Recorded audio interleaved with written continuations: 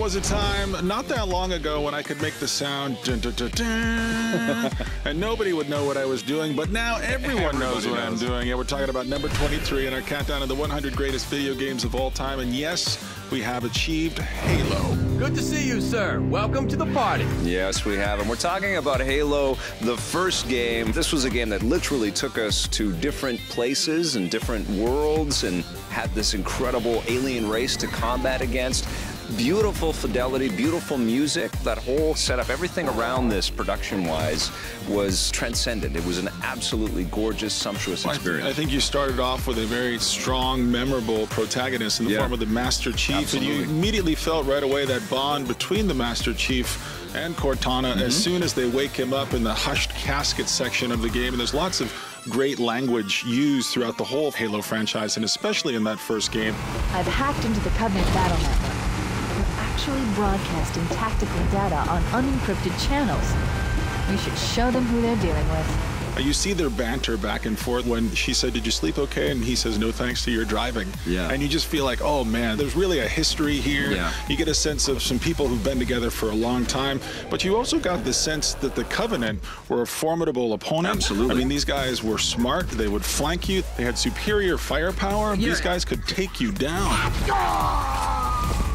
It really kind of did usher in this idea of multiplayer with PC-level fidelity on a console, you know? And it really ushered in our need and our desire for Xbox Live and, of course, the future liftoff on the Halo franchise. You know, the other thing that I don't think gets enough credit when we talk about Halo is the Warthog. Because I think for a first-person shooter to have a vehicle that functioned in the way that the Warthog did, it's obvious that Bungie, when they were building this thing, tested this thing so thoroughly. I mean, this thing is a masterpiece. Showtime! Compared to the vehicles that you were driving in other first-person shooters at the time, I mean, every other vehicle going forward after the advent of the Warthog needed to be as good as the Warthog, or else don't put your vehicle in the game. Ah, you got the tanks, you got the Banshees. You're right, the vehicle stuff was incredible in this game.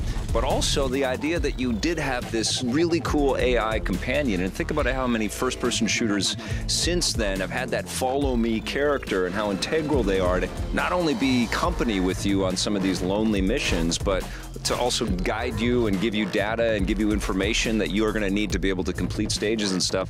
And this was so elegantly integrated. It was not something that you were thinking about. It was like this living, breathing, artificial organism that was really important to your enjoyment of the game. The Master Chief and I are going to see if we can save some soldiers.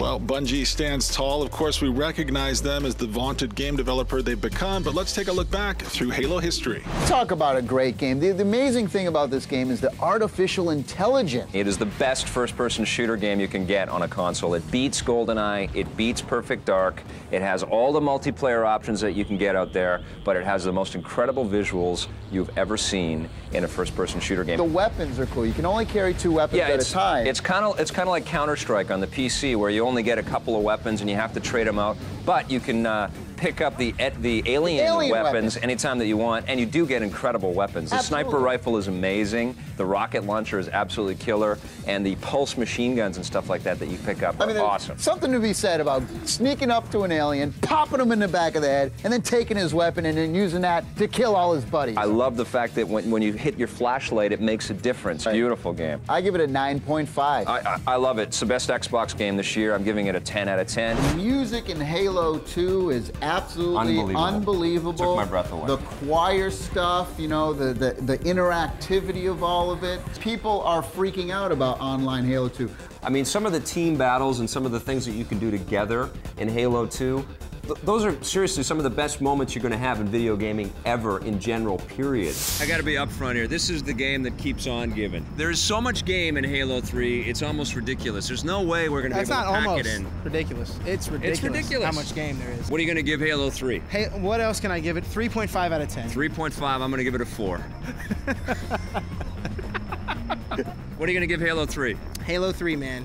One of the best games of the year, if not ever. Yes. 10 out of 10. 10 out of 10 for me as well. Amazing job from Bungie.